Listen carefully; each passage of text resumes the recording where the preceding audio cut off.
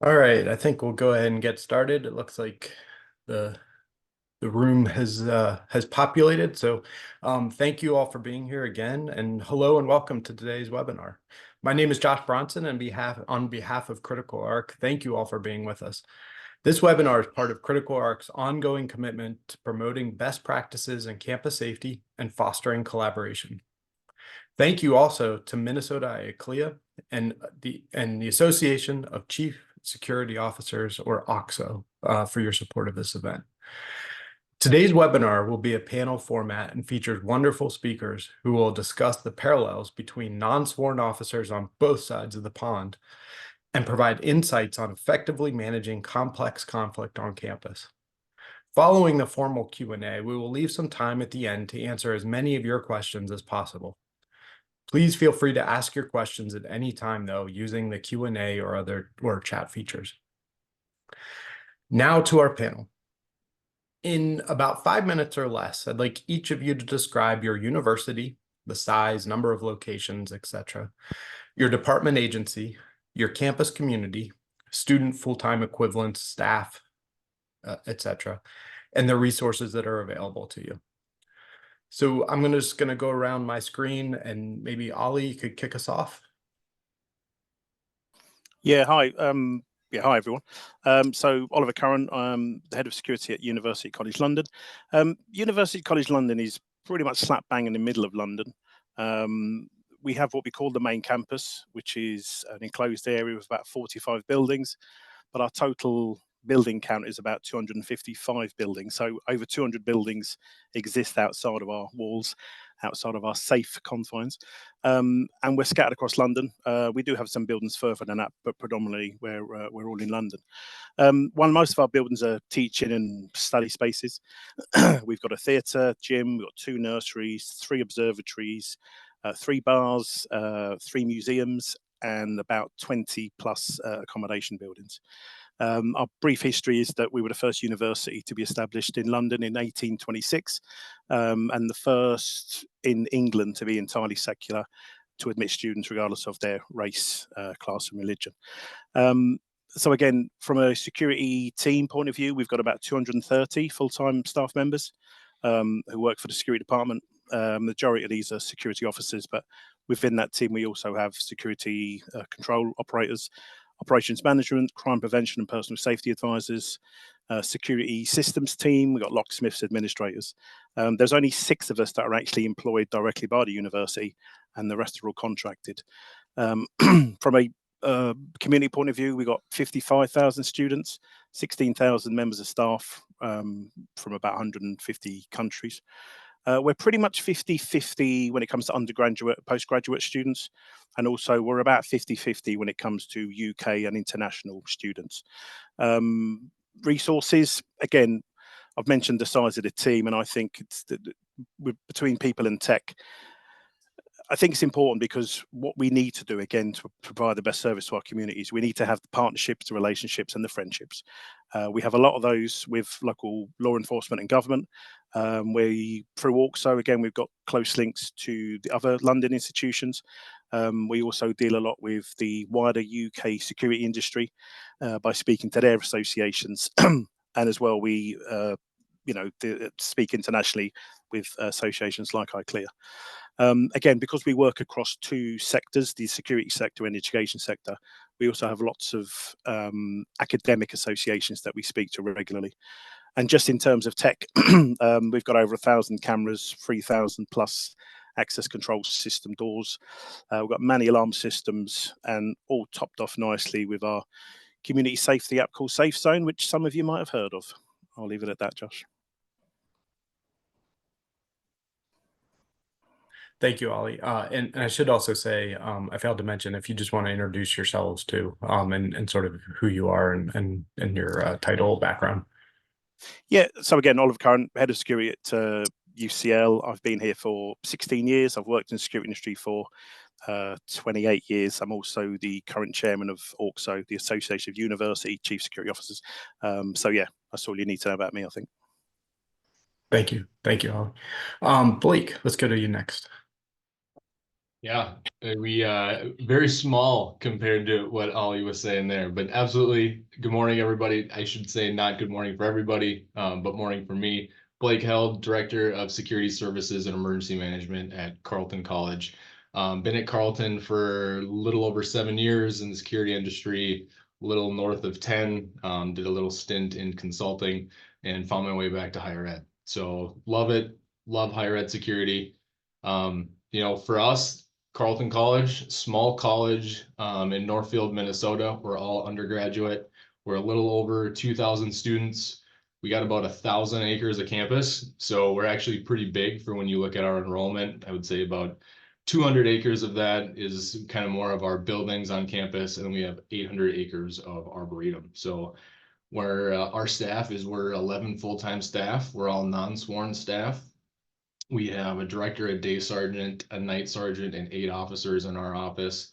And then we have our student EMT program where there's a certain amount of hours during the day that we get to staff with our students on campus who are EMTs.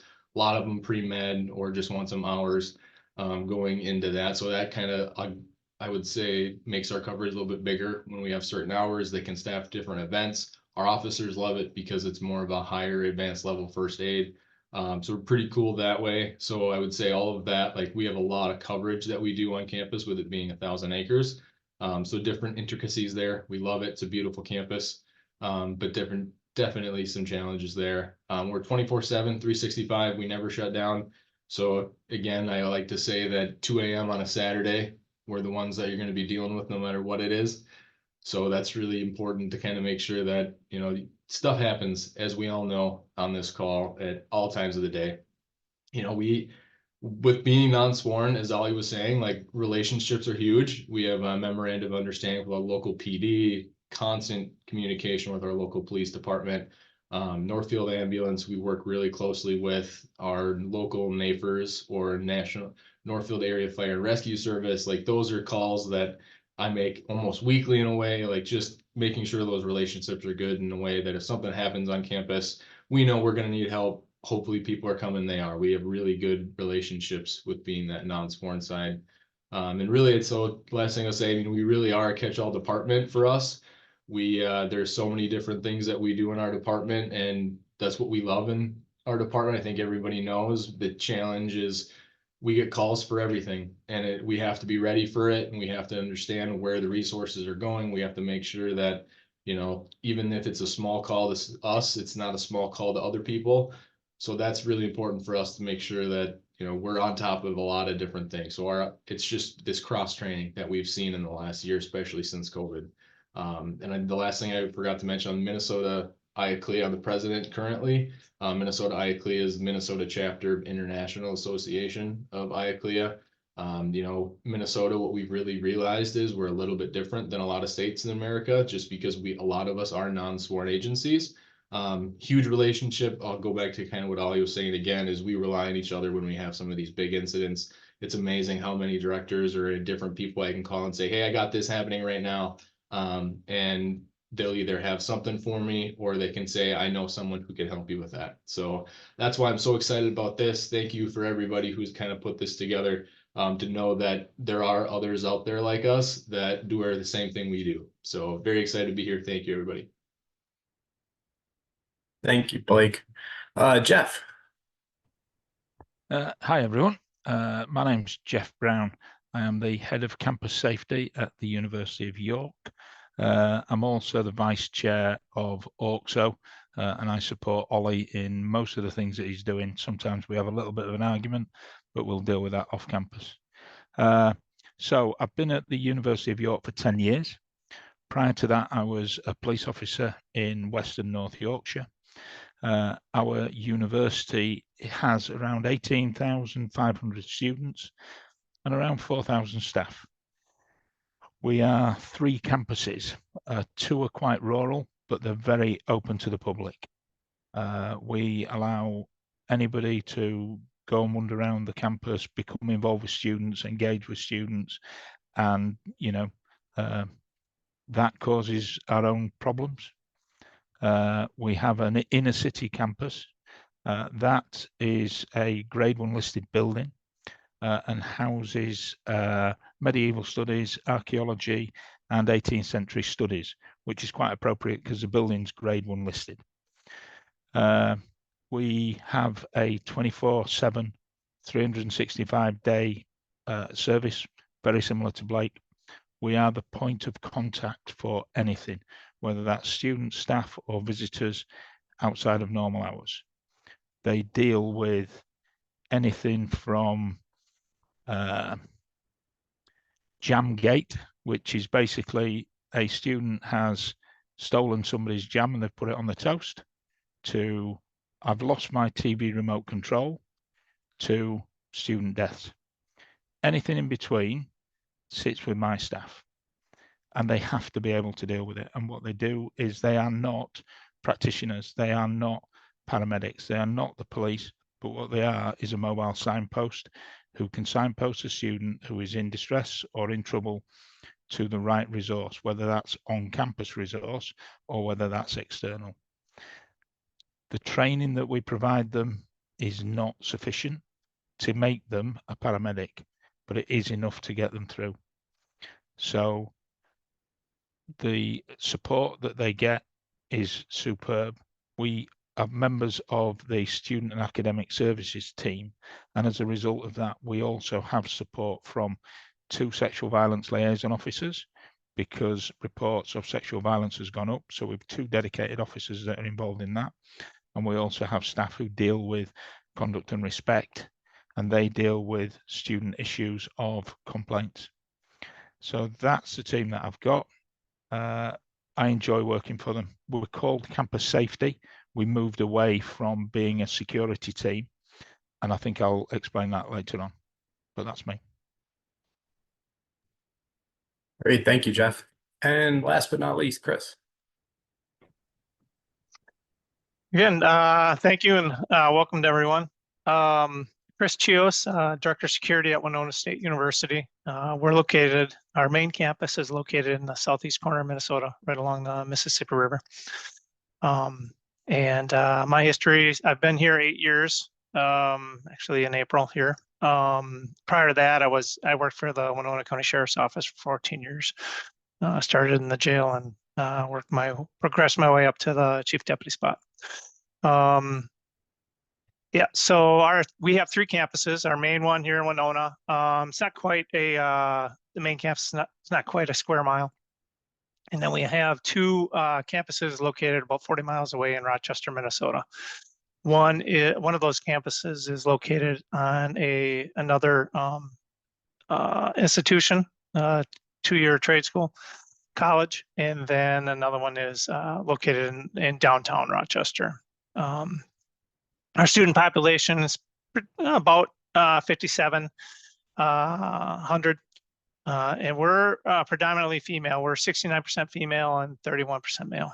So the employment staff for Winona State all told is about 917, and our staff, security staff, it's made up of director, associate director, and then we have 5 full-time folks, campus security officers, and then we have a parking and systems manager who helps with our dispatch and parking and emergency management. All that falls under us.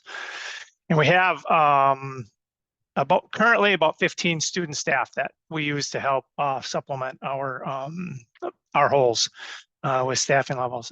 We used to have 80 student staff, and as one of the challenges for us, I'll speak to that later, is just getting staff in student. The university has historically been reliant on student staff to run security. And as we have not been able to fill those, we've moved towards a more model of full-time staff. So partners, are the kind of calls that we respond to, very similar to how Jeff described it. We're 24/7, 365. Our calls, jam gates, all the way to the desk, where we deal with all of that as well. We are, after business hours, and oftentimes even business hours, we are the point of contact for everybody. We're kind of a wayfinder, and for the university, and something that we're looking to improve on to offer better service in that area as well. All right, great. Thank you all. It's good just so we're all on the same page, understanding of each other's campuses and the environments that you serve. So now I want to jump into topics. So there's a lot we could talk about when it comes to what's sort of going on right now in higher ed. I think just based on our conversation prior to the webinar starting, I think protest preparation response, I think, is at the top of everybody's mind. Even though we may not be seeing it in the same way in the UK right now, it's still something that people are preparing for. So I think let's go ahead and start there, and then we can maybe talk about some of the other issues facing campus public safety and higher ed, from there. So we've seen a lot in the news, right? Protests and encampments, throughout the U.S. in particular, when it comes to people supporting or, what's supporting Israel, supporting Palestine, different types of protests.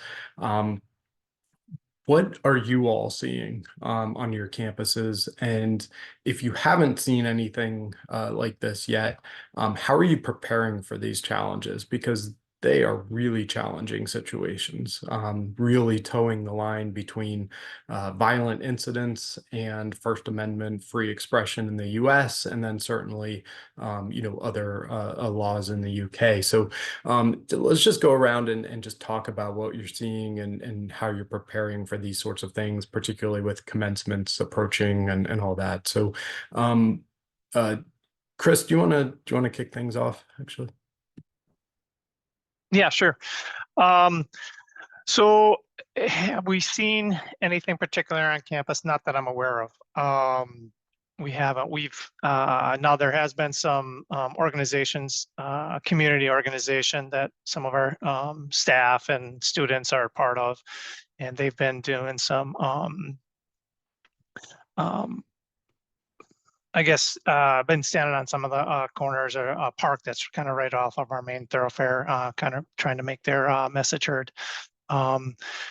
So we have commencement, coming up here this Friday, and I'm expecting something to happen. So just kind of working with our team. Again, we're non-sworn. Talking with our local law enforcement, working with them. And then our director of communications and our partners here on campus if something does happen, how are we going to address it? Or are you hearing anything ahead of time that we can try to address it? And if we know who's organizing, I've typically been a person where I'll reach out to them directly and try to determine how we can work together. They can make their point without being disruptive to whatever event we have going on. Sometimes successful, sometimes not, but it's always worth a try for us. But yeah, we haven't had it mainly, but it is, it's a concern because we don't really want it to interfere with Friday's festivities. Blake, how about you? How about what you're saying? Yeah, so we're on a 10-week term system. So we actually don't graduate till June 8th, I believe, is our commencement. So we kind of fall later in the year. So while everybody's done and graduated, we're like, we still got a couple weeks left. But I mean, we definitely have some of the same concerns that a lot of the country's having right now. We have a very active student population when it comes to, rallies and whatnot on campus. We've had some, our students, I love our students. They've been very, very respective of everything. What's been really beneficial for me is knowledge is power. We're all higher ed and, we all kind of value knowledge in a way. But I like to say knowledge is power and how we handle our office. And it's more of working with our communications team. Hey, what are you hearing out there? What do you know that's going on? Because they have tools that I don't, right? Like I still think Facebook is my social media out there. And I've been told many times Facebook is the way of the past, right? So figuring out what tools out there that we can get for some of that knowledge, and then calling our, school administrators together and say, hey, working through some of that safety planning and working through our emergency operations plan and do a tabletop in a way on some of these. Emergency management has kind of been my past for a long time in higher ed.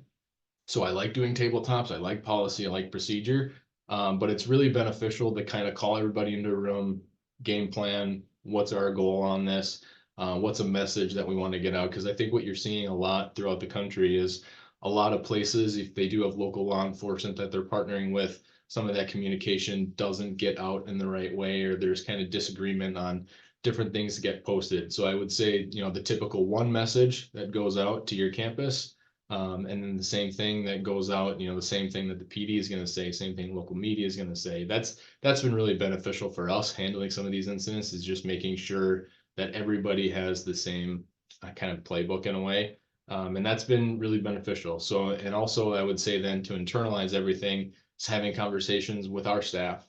And, I understand that we're a 24/7 department. We're a little bit small when we're 11 full-time FTE, but everybody, I say the person working at 8 a.m. needs to know what the person at 8 p.m. knows as well. Like everybody's got to have that message, and everybody's got to have the right idea of what's happening on campus. So if it means we're having phone calls at 9 o'clock at night with everybody, it has made making sure that everybody's on the same page as the number one priority. So I would say going through some of these is just calling everybody into a room as soon as you can. And while it might take 20, 30 minutes to do so, it's going to be way beneficial at the end of the day, just to make sure everybody's working through it at the same rate. Great, thanks. Jeff, and then Yeah, thanks. So York is a Russell Group university, and we are in the north of England. We are not a city centre university. We have, as I've said, 18,000 students. I can probably identify 50 of them that want to protest, and they'll want to protest about anything, whether that's Gaza, whether it's Just Stop Oil, whether it's my car doesn't drive right. It really doesn't matter. They want to have a protest. The university executive board do not like protesting. What they want is a plan in place, and we're really fortunate that I will provide an operational order with contingency plans around what to do in the circumstances. We are so far very lucky in the protests that we've had. If anybody on this call has ever been to the north of England, you will know it rains. So the protest can last while it's sunny. As soon as it starts to rain, they're all going home. So I am very fortunate. But the thing for me is the planning and the preparation and the contingencies that I need to put in place to make sure that the academics and the senior executive board have an understanding of what we're going to do if need be. Fortunately, we've only had a few protests. We've had a few sit-ins. Nothing has ever gone to really serious. And I'm glad you came to me, because when you hear Ollie's stories that are coming up, I often phone Ollie up and say, if you need some help, mate, just give me a shout. great, Over to thanks, you, Jeff. Ollie.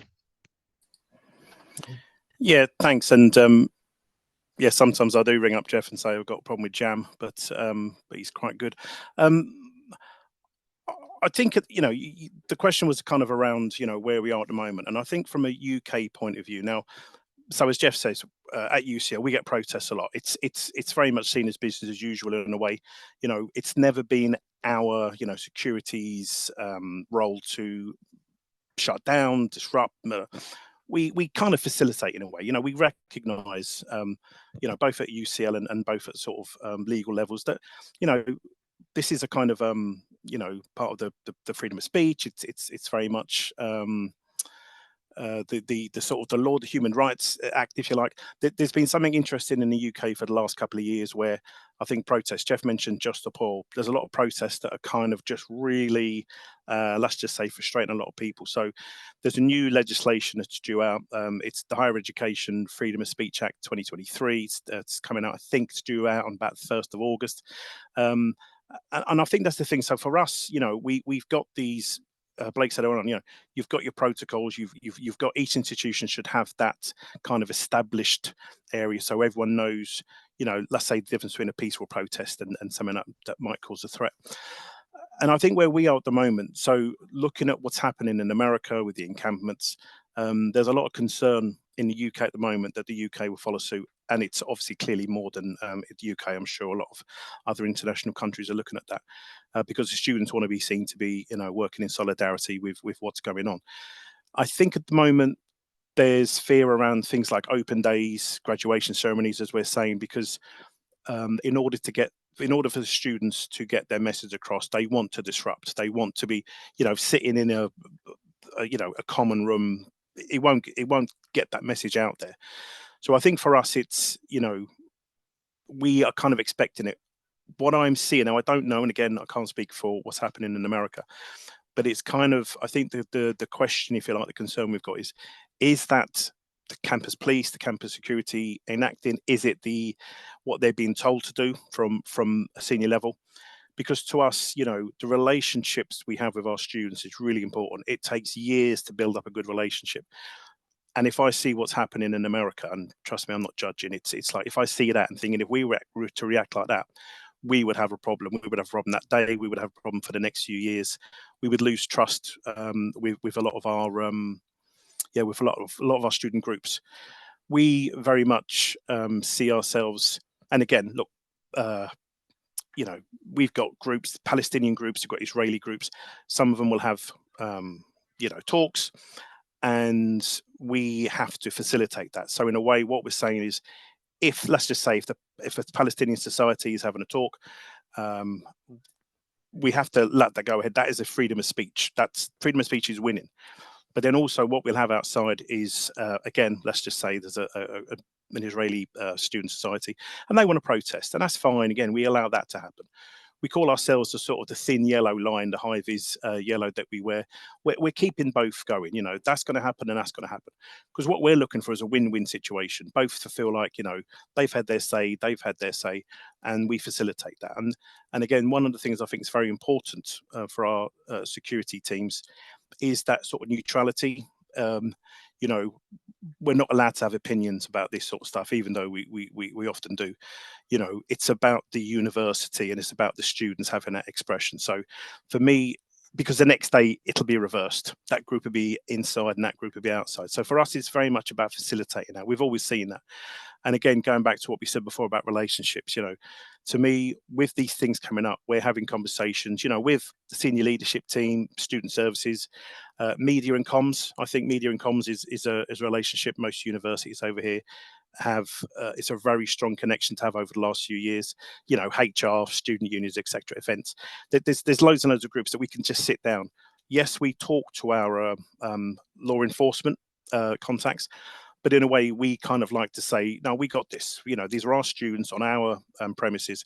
We don't want the police on site because sometimes they might think they're reassuring people, but it can have the negative effect or the opposite effect. So I think for us, it's very much about, we can do this, and then about having that communication as you go through. And the one thing I'll just end on there when we're talking about this current situation, I think training is a big thing. Because I think in the past, when I started in security 28 years ago, if you had a first aid and a fire safety certificate, that was it. You were fully trained. And now there is so much more that we can do. And I see, the relationship, if you like, we have with the UK and then the non-sworn police in America is we have.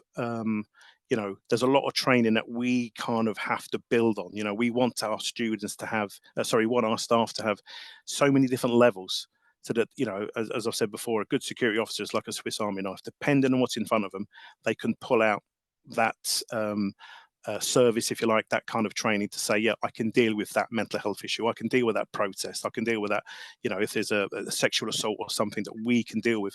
That's very much how we see ourselves and probably the difference between us and our law enforcement. And again, I can't speak on behalf of America, but I get that could probably be a similar thing. But I'll leave it at that, Josh. Thank you, Ollie. Great. So let's talk a little bit about resources that might be able to help with protest planning.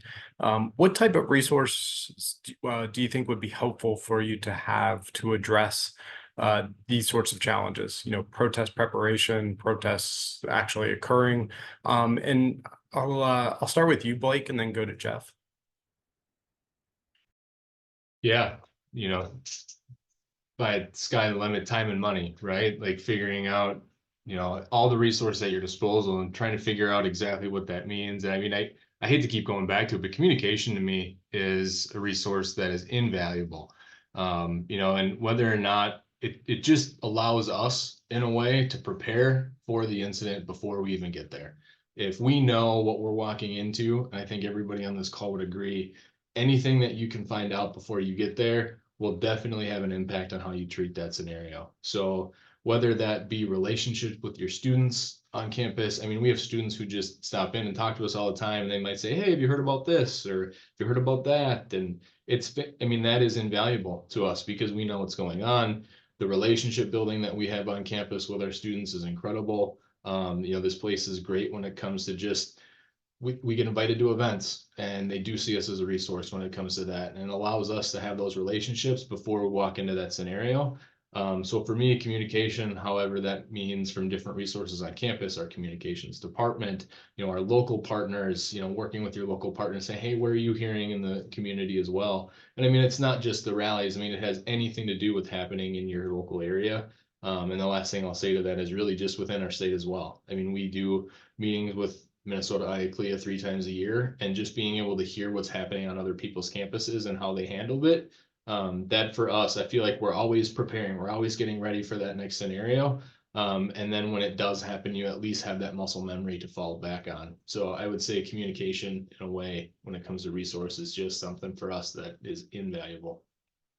Well, and you brought up the collaboration of groups like the Minnesota chapter of IACLEA or OXO, but I think particularly in Minnesota it's interesting because I mean you're talking about the epicenter of the George Floyd protests of a couple of years ago, and I mean you all have been through this in a way that I think a lot of other folks haven't.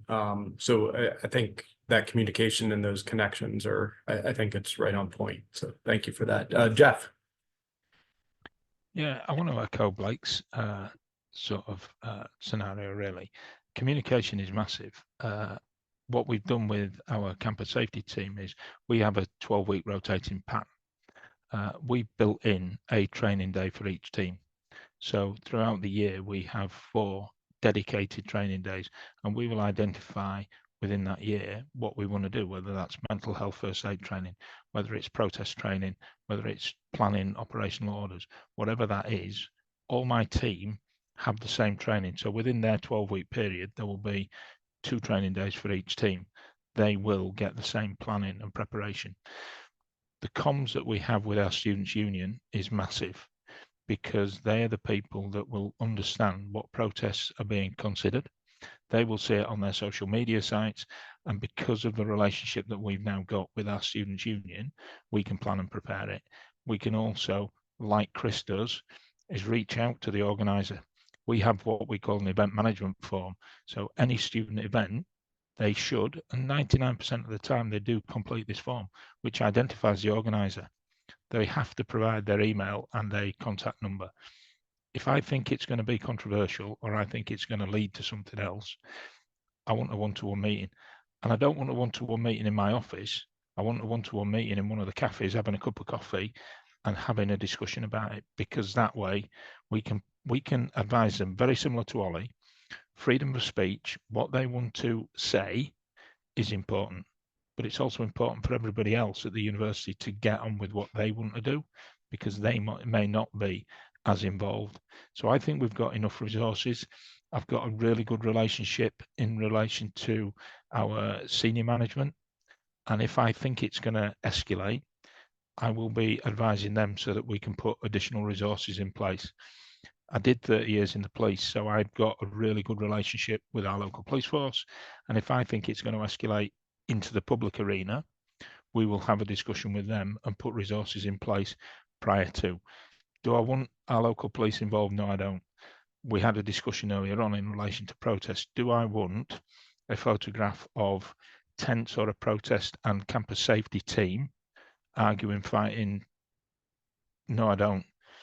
I'd prefer a photograph of students and campus safety working together. That's a better example of what we're all about. And for me, we're all here for the student experience. I've got kids who went to university. I want them to have the best experience that they can of being at university.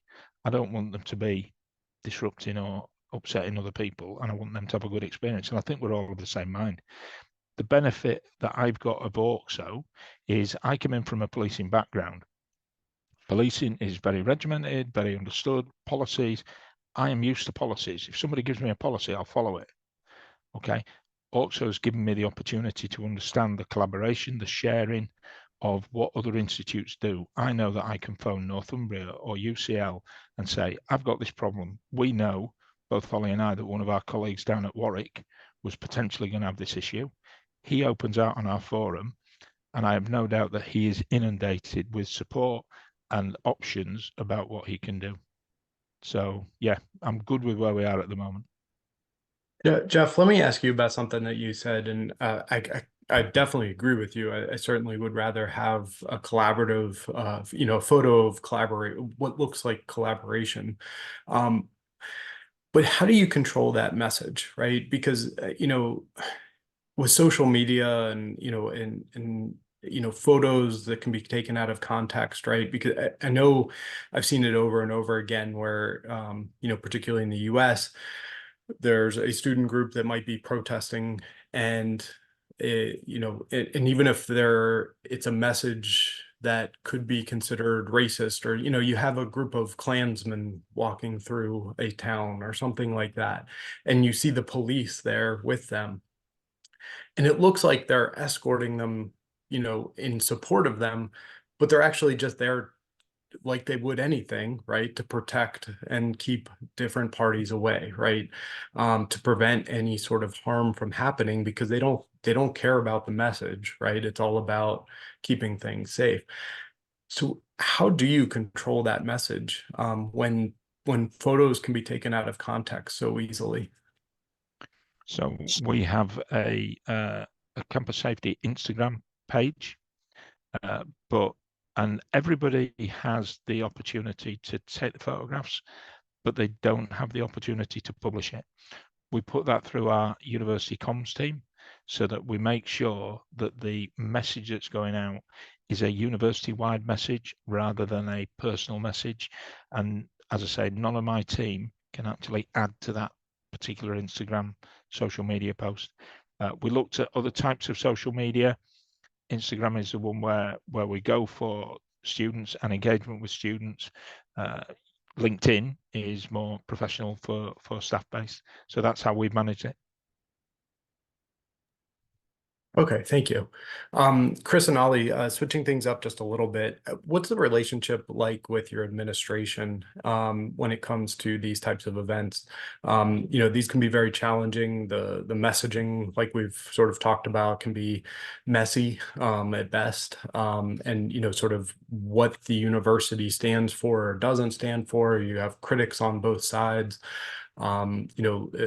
The university is basically stuck between a rock and a hard place in a lot of these sort of incidents, and certainly the public safety, campus safety security teams are one of the most visible aspects of that, right? So what's the relationship like with your administration, and how do you work with them around these sorts of topics? And Chris, and then Ollie. Yeah. We just had a new intern just get he's now our permanent president. So we've had a change in administration, and foresee more of that coming. So my approach has always been just oftentimes try to at least do a meeting at least once a year, one-on-one. They always have my cell phone, and they know they can call at any time, and they have. I also try to, if anything kind of coming up on the radar, I'm usually sending a group text message to all of them, and let them know, hey, just give a heads up. If I know more, I'll give it to you, even if it affects their area or not, just so they're all in the know. I try to just inundate them with as much information as we can. We do hold tabletops as well and kind of talk through some of these issues with the cabinet. And recently I've been asked to be part of the Council of Administrators, which is a lot of the directors, second level administration, I guess, underneath the C-suite folks. In working with them and just having that communication there, building those relationships with those folks, and knowing that they can trust me to give them the information that I have. And then also, it's kind of two ways though too, because sometimes I'm getting information from local law enforcement that needs to be, and I'm getting it in confidence, and knowing that I can trust some of them. They're like, hey, this could turn into something, or this is some information that it's gonna come out. So to have start some of that planning ahead of time. Okay, how are we gonna do that? And knowing they trust that I'll give them that information. I know that they're going to keep it quiet to themselves, so we can build on that trust and build on that message, whatever we want to give at the time. So that's how it's worked for us. Ollie? Yeah, thanks. And I think in a way, so the relationship at the moment for us, it's okay. But I can tell you now, UK universities are about to go through a very challenging time financially, funding. We're reading about it every time. Lots of academic concerns. And earlier this month, earlier this month for our also annual conference, we discussed about, the sort of the senior leaders and how they perceive us. And I think that the message we were trying to give to the attendees was, if your senior leaders are talking to you about the cost of security, then you're something's wrong. They need to concentrate on the value of security. And I think as sort of security leaders, it's our job to to demonstrate, the value that we as a department are offering to the institution. And if I was to say so again, amongst some of the conversations we covered protests, because I think at the universities at the moment, they're very worried about it. They look and they say, oh, security, can you help with that? But there's so many different aspects. There's so many things, again, that I would say, again, us as security staff, non-sworn in America, in the US, that's kind of, I think, the way we try to demonstrate continually about the value that we can bring to the institutions. Because again, I was just earlier on when you asked about the resources, and I thought, well, if I was to have a resource for protests, I'd ask for a crystal ball, but I don't think they exist yet. But one of the things, again, we talk about is kind of getting that intel. And again, because what we're seeing now, and it's been eye-opening, and this is why events like this are so important, because you don't have to be a university across the road from me. I can learn just as much from that person as I can to the members we have in America, talking to these guys. At the weekend, I was talking to a head of security in Australia who was sort of reaching out to speak to people in America, and I think our senior leaders expect that of us. I think they expect us to be having these conversations. You can't fix your problems by looking inwards. You've got to go out, you've got to have these relationships. And I think, it's one of the great things about ORCSO and ICLEAR, that you've got these relationships that you can go out with. So as I was saying, just to go back to the question. So at the moment, it's okay, but I think the next few years are going to be very challenging, I think, for a lot of universities, but then it'll come down to the security departments. And it's by demonstrating that value that you bring that hopefully you'll be able to get through that period. Great, thanks, Holly. Jeff, I want to turn to you and ask you to talk a little bit about a transformation journey that you all have been on your campus.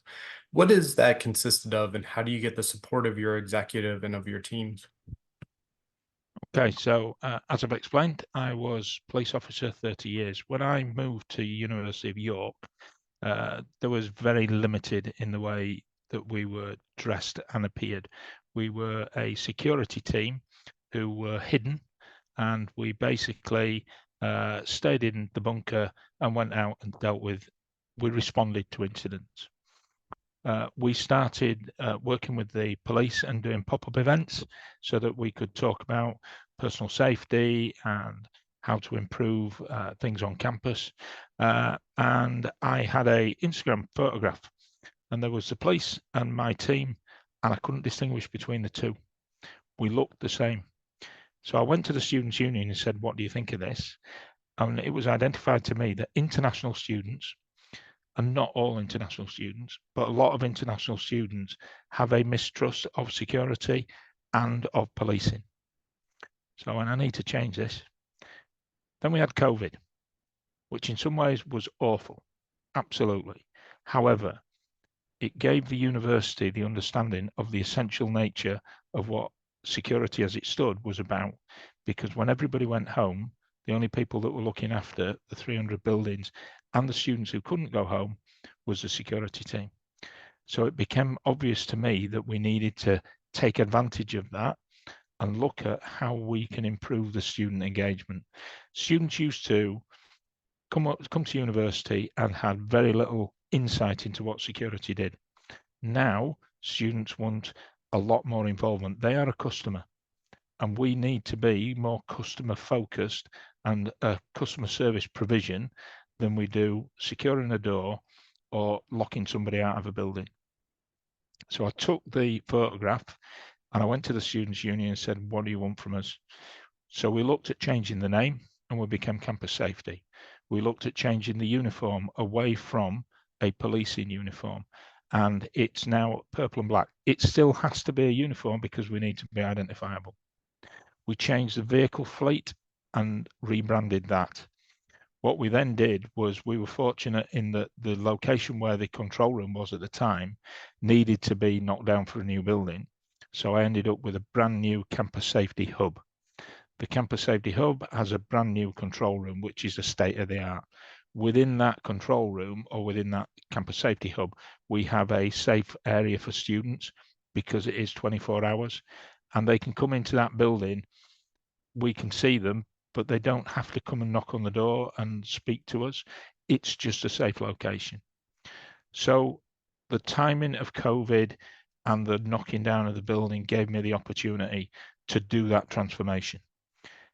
The way we did it was going to the Students' Union, getting engagement from my own staff, because without them taking it on board, I was just going to have a fighting battle.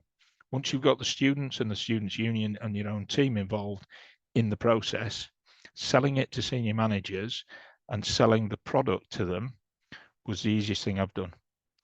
I got the head of the Vice Chancellor of the university to open the Campus Safety Hub and do a speech, and we got the Students' Union, we got students' paper to be involved in it. And prior to me arriving, every time that the head of campus safety, head of security was involved in the paper was because of a dispute, was because of security grabbing somebody or photographs.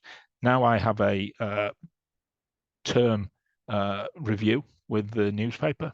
So we do all the positive things that we're doing. So it's been brilliant for us. We've got a lot more engagement from students, and the senior management have taken it on board and supported us all the way through it.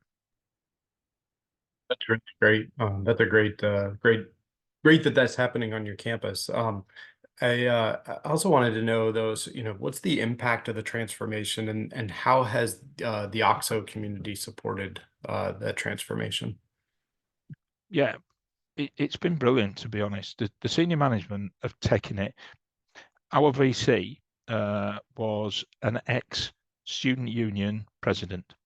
He has probably more meetings with the Students' Union than he does with most other departments. Once you get your Students' Union saying how good it is, he was supportive of it. In relation to OXO, there are a number of universities and a number that are ahead of York, Liverpool, Warwick, Birmingham. They have all taken transformation way ahead of us. We bolted onto this. And during the OXO conference, we had a panel similar to this, but live face-to-face with people. We had Claire Humble, who was the moderator, and we had 3 of our female heads of security identifying how they had done their element of transformation. I see it being a positive for OXO. We have had, since we came back, a number of universities asking how we advertise, because we changed the advertising.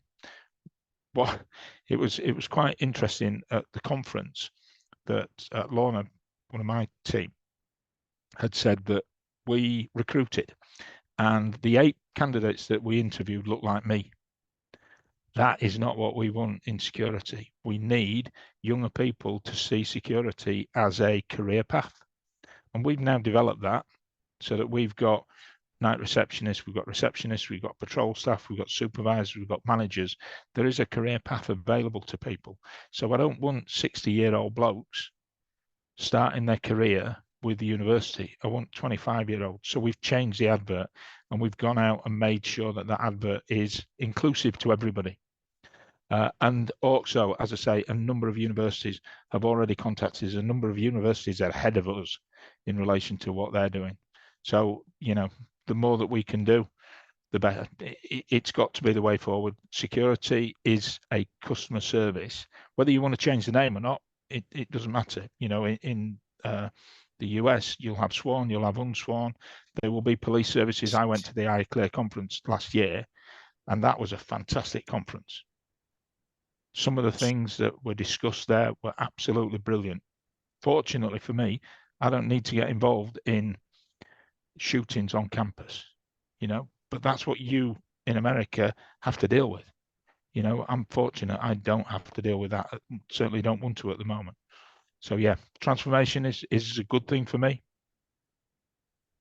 That's fantastic. Thank you for sharing that story. I really appreciate it. And I just wanted to remind people as we get close to the top of the hour here that if you have any questions for our panelists, to enter those in the chat or the Q&A, so we can get those answered for you. So last sort of formal question that I wanted to ask Blake and Ollie about. What technology do you use to support your team's operations? And Ollie, I'll go to you, then Blake, and if you can just take a minute or so to answer.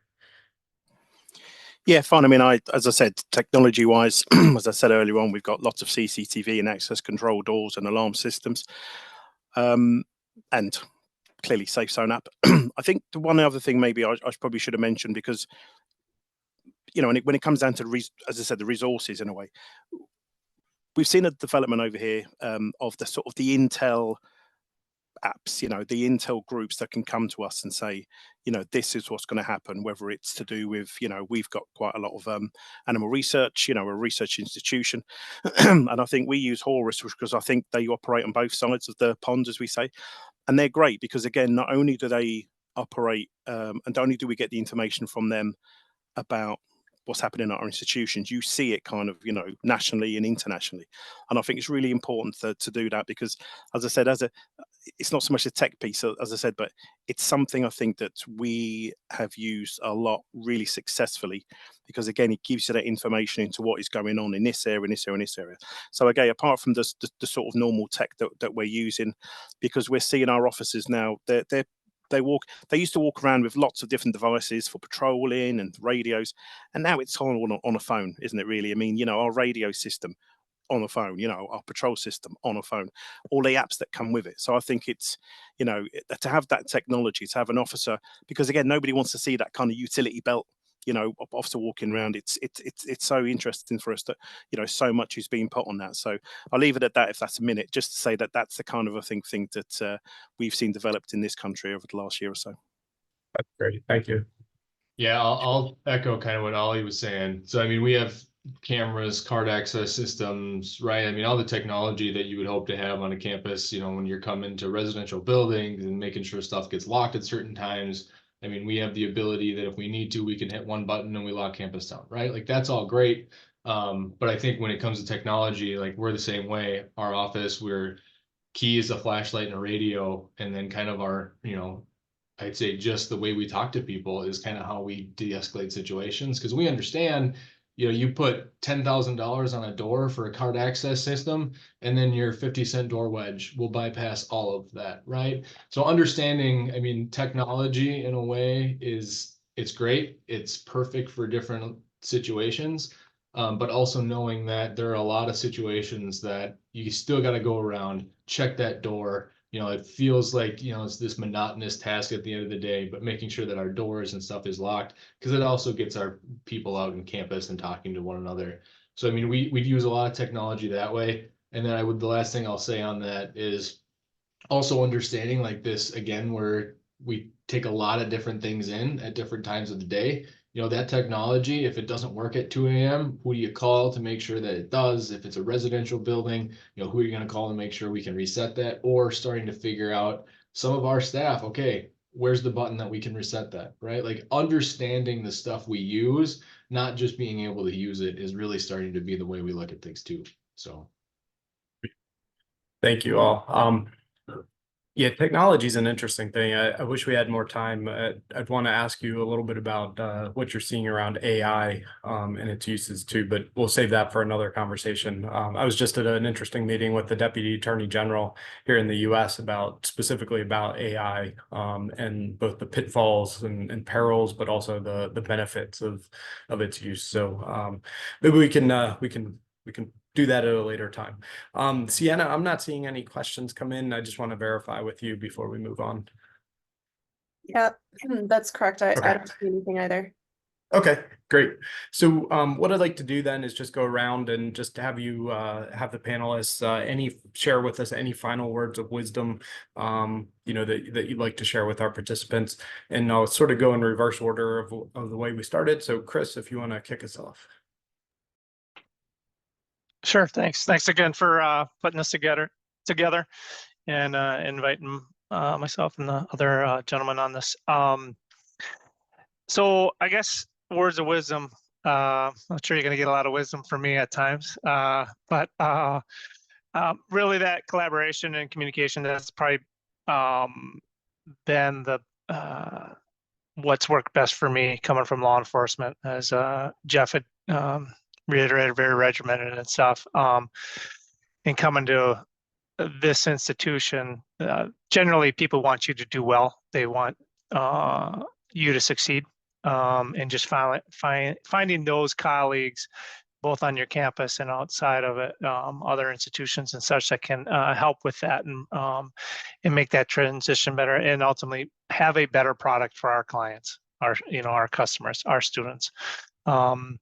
And that is, I guess that would be my my bit of wisdom. Work on that.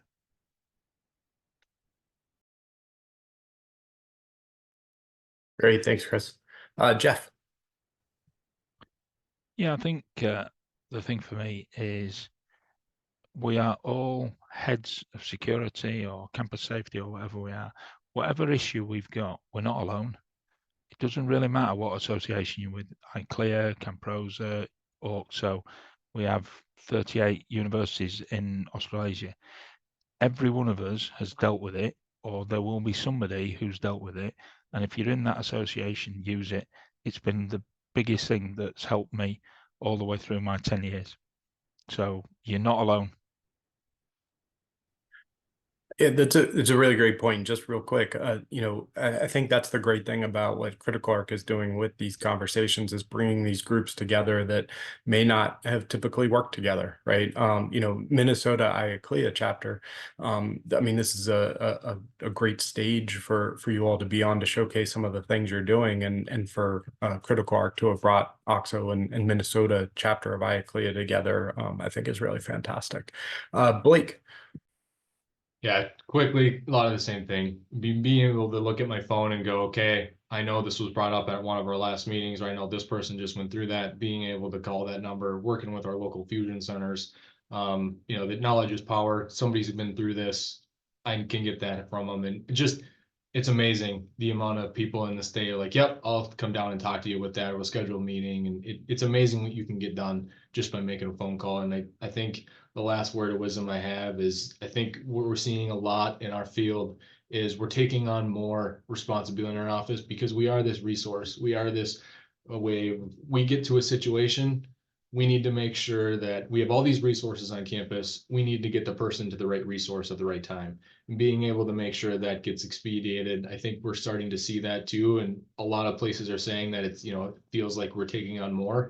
I would just say embrace it, because it's been a really good opportunity to have your interaction with your students and have it be a good one. And the best thing that can come out of it is you do it well, and then you're seen as a professional. And I think going forward, that just helps you professionalize the department and be seen as a resource on campus. And Ollie, final words. Yeah, fine. I mean, Jeff said we're not alone, so I'm looking up for aliens, but I haven't seen any yet, but I get his point. And I think, first of all, again, yeah, thank you so much for this. It is great. It's always good to communicate. As I said, and this is the thing with sort of these webinars, we could be sitting next door to each other.